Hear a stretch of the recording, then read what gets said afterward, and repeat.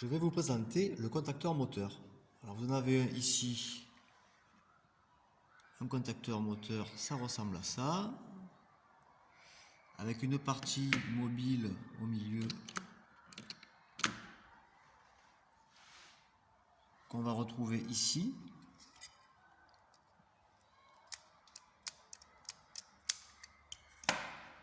Une bobine,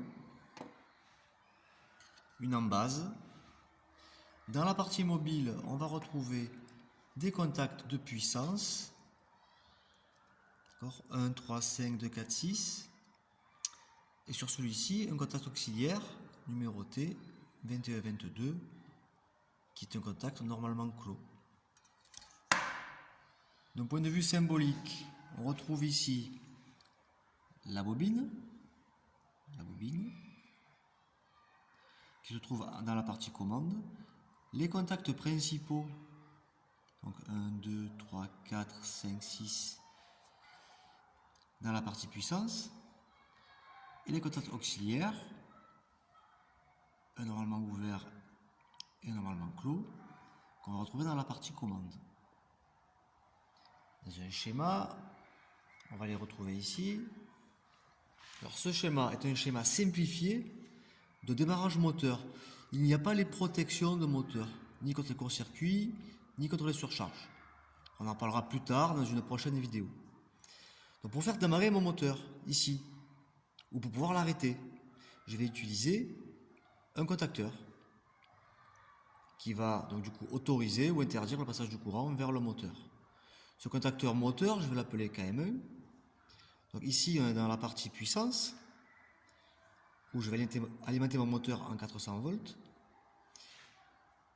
Mais pour fermer mes contacts de puissance, je vais utiliser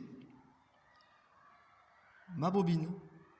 C'est elle qui, lorsqu'elle sera excitée, donc je rappelle ma bobine là, lorsque ma bobine sera excitée, donc alimentée, elle va fermer les contacts principaux de KM1. S'il y a un contact ouvert de KM1, il va se fermer. Et si j'avais un contact normalement clos de KM1, lui par contre, il va s'ouvrir.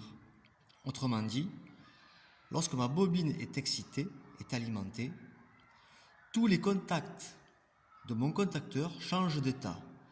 S'ils sont ouverts, ils se ferment. S'ils sont fermés, ils vont s'ouvrir. Donc dans ce schéma, j'ai ma partie commande qui est ici alimentée en 24 volts grâce à un transformateur. Ici, c'est mon bouton d'arrêt, normalement clos. Ici, mon bouton marche. Donc ce sont des boutons poussoirs les deux. Donc ça, c'est un contact normalement clos, commandé par un poussoir. Un contact normalement ouvert, commandé par un poussoir. Dans le fonctionnement, lorsque j'appuie sur S1, mon bouton poussoir, ma bobine sera alimentée. Lorsqu'elle sera alimentée, mes contacts principaux vont se fermer et mon moteur pourra tourner. Ce contact-là, positionné en parallèle de S1, va me servir d'auto-maintien, d'auto-alimentation. Pourquoi? Parce que quand je vais appuyer sur S1, ma bobine va s'exciter, les contacts principaux vont se fermer, mon contact auxiliaire 13-14 va se fermer aussi.